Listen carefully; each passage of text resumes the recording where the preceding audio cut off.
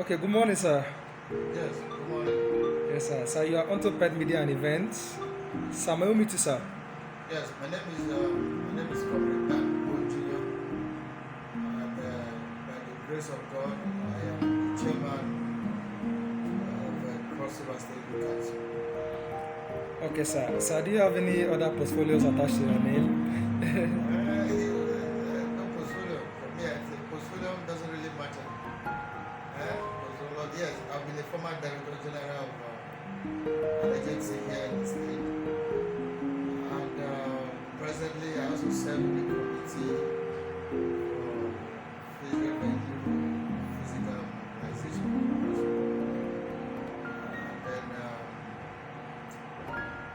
Then, we had several opportunities to serve our people, and we do that honestly without. All right, thank you very much, sir. Let me know that we know that your portfolios are too numerous, so let's not just start listing them out, otherwise we won't get this interview done, sir. Sir, quickly, we want to know, as the Youth Council chairman of Cross River State, we want to know how you took off at the journey so far, where we are now as a youth organization in the state. First is that I keep telling people that you must first see the youth council as an umbrella body. And for me, the definition of an umbrella body is the fact that you have the ability to accommodate others. And so there are 1,000,001 youth groups in the state running fine, smoothly and fantastic. Right? It is so because we have provided leadership for all. And so that's why we can say we are serving as an umbrella body. And then for the journey so far, it has been fantastic. First is that my friends used to say, nobody says thou art, except you say, yeah, am I. The youth council, which is an institution, right? The youth council, which is a platform where so many young people have risen to power. The youth council, where is a platform that we have built people in terms of generation. So many young men, what they are today, even in the present day government, is courtesy of the activities of the council. I have served as a local government chairman before, so I know what it is. The youth council so far has been fair. Government has been fair to youth council. The youth themselves who have been fair to each other. We have stood firm for each other, and we are still standing firm. Beyond party lines, beyond fraternity groups, beyond religion group, come to think about it. We have dropped all of that. What we're thinking about now is we are youth of Cross River, and so we must grow together. Okay. So talking about how far you have come, it is no longer news that there is a very mighty project that you are currently handling. So I want to know, how far have you gone with that project? What do you expect in terms of funding? And of course, it will bring us to the issue of funding of the National Youth Council body. So how far have government parastatals, associated bodies, organization have been supporting the state youth council in terms of funding?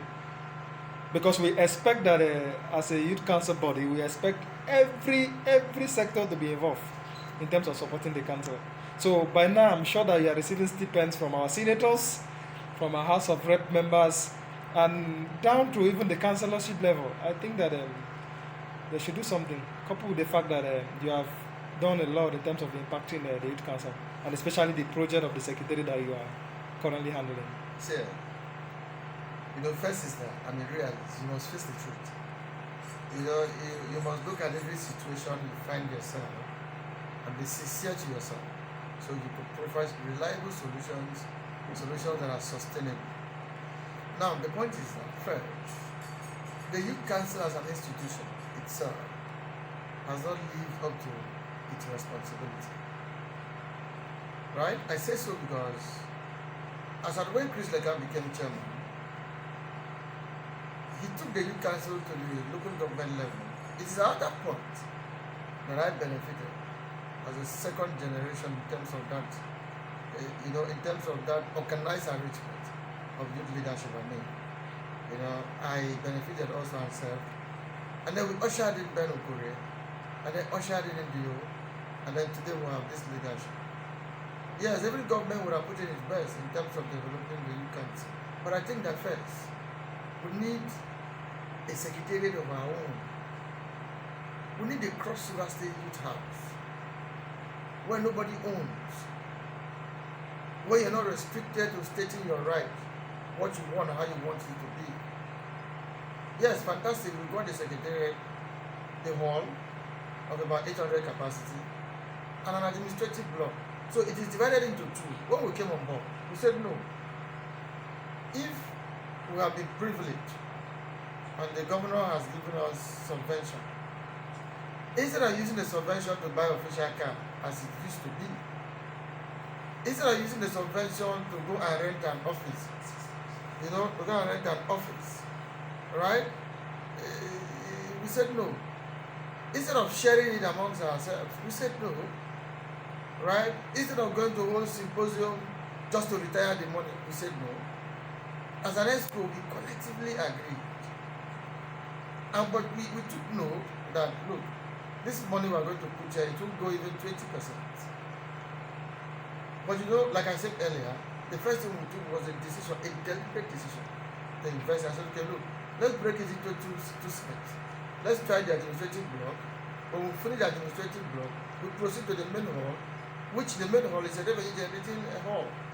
If you have that hall, right, as a sitting chairman, in a week, that hall gives you 100,000. In a month, that hall gives you 400,000. What that means is that in a month, you have 400,000 to use to run the country.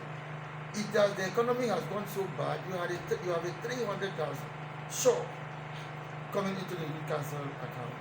Now, you have a local government system. A local government system where the local government youth council chairman does not have source of income. He just barely sees the youth council as a sub-head because there is no direction. The local government chairman has his own youth that have belief in him, in his political ideology.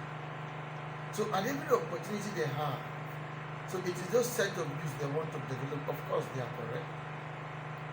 So we want to create that scenario where even the youth council chairman in the local government can also benefit monthly from whatever little stipends will come from the state to at least bring letter-headed government, have ESCO meeting, engage youth to shun crime and all of that. So we are sure that as of today, we are 85% done with the administrative work. Okay. Sorry, sir. Just before we proceed, we are happy that we have gotten to that level. Quickly, is there any other support you think should be given, maybe from the government, maybe from organization, in order to aid you, fast track the completion of this project? First is that the funding. I'm being very careful with choice of word in terms of funding, right? Because funding for me, I see it as a privilege, right? I see it as a privilege because first is that government has its responsibility. We as youth have ours. So government should look at itself sincerely and know if it's been able to meet its responsibility. If it has not, it is important government live up to it, right? For we as youth, we know that we have lived up to our responsibility. And as I speak with you, I can tell you for free that we are getting better by the day in terms of bonding for us to live up to our responsibility. Okay, thank you very much, sir. Quickly, you appear in recent times to be a very controversial man, coupled with the kind of politics you play. And so, sir, I want you to tell us very quickly the issue concerning you and the deputy governorship ambition of Cross River State in 2023. And what do you have to say about that? Because we have heard from different social media platforms and handles that you nurse ambition to be deputy governor of Cross River State. Now, if you say you nurse ambition, I take exception to that. You cannot nurse ambition to be deputy governor. Yes, you can wish or want to be deputy governor. Now, let me tell you, right? As of today, I have not declared intention to run elections. I don't know if I will tomorrow. It doesn't mean that I do not do today, does not mean that I'm not qualified to do tomorrow. So, but as of today, I have not declared to run election. Let me shock you. I have heard so many things, right? But you know, my principle is simple. You cannot be thinking for me. You cannot think for me. I have my life. I have my family. I have a wife. I have 2 sons. So I can't launch myself out without even talking. I have a family. I come from a community. I come from a council ward. And I also come from a local government. So, so I cannot just wake up and then feel that I just have to launch it. But let me tell you, in 2023, we know anybody who thinks that because we say we are interested in governance, we are waiting for them to serve it to us like a dish. No, the person is wasting his time. We are conscious that power is wasting, and we know that power is wasting. We know so. So it's not like we're not aware. We're aware, and we are working towards wrestling power. We're not working towards being self-power. We are not. So it cannot be business as usual. The party is a vehicle. We have come to know so. And we are working on that. And we are working on that. For today, I have not told anybody I want to go. For today, I'm not telling anybody I want to go to federal house. For today, I'm not telling anybody I want to go to house of assembly. And I want to be governor. What I'm saying is that I will stand firm where you have advantage in terms of platform to represent ourselves. So what about the issue of cross-carpeting in terms of moving from one party to the other? Your position seems not to be too clear for now. Yes, let me tell you, I by the grace of God, I know these guys. I came to realization that party is just a vehicle. Long ago, not today. Long ago. I was a director general. I had a salary that was very juicy, very well. But I moved to the APC because of political conviction, because I knew that it was just a vehicle. And when I was there, I shared good relationship with my friends, with the other divides, to a point where even when I celebrated my Thanksgiving service, it was dominated by the BDP young people. Meanwhile, I was a card-carrying member of the APC.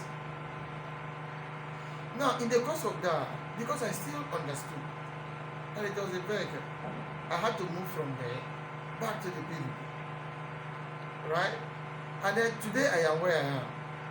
The government and friends and well-wishers have also moved to the APC. We need to be talked to as a generation, whether to stay or to go. That's one. 2, as an individual, any platform, whether it is PDP, whether it is APC, whether it is YPP, whether it is SDP, whether it is ADC, name them, any party, their futures youth prominently in terms of opportunity to seek for elected offices. That's where I stand. And let me tell you, as we stand there, no matter how highly placed you are in the society, we will match you. There's no amount of money that will be bigger than the will of the people, the desire of the people. There's no amount of military force that will be bigger than the desire of the people. Cross River State has a political culture that works. We will stand firm and we will move. Thank you very much, sir. Finally, what final words do you have for your youths out there, both in all ramifications, both those are in business, those are in politics, those are in every angle? What final words do you have to give to your youths out there? Yeah, it is important we create our own boardroom. Very important. We will create our own boardroom. As they discuss in their boardroom, we will discuss in our boardroom. As they discuss in their caucus, we will discuss in our caucus. As they discuss in their elders forum, we will discuss in our elders forum. Right? As they discuss in their party, we will discuss in our youth council. Ours is a party. We have structured from ward to the state level. And we're not joking about it. I appeal to young people to believe in what we're doing. And that as a generation, as we climb up, there will be so much to share. And as much as there will be so much to share, everybody will be carried along. Everybody will have opportunity to get some.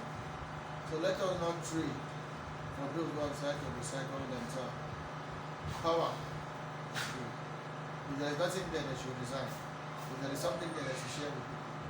That's all we stand for. So the spirit of audacity, we appeal that young people should have it. They should go out and be bold and have selective position. And take no power is wrestle. It's not taking the wrestle. Thank you very much, sir. Nice having you today. You know our slogan. Thank you. Future is now, getting better. Thank you very much, sir. Thank you.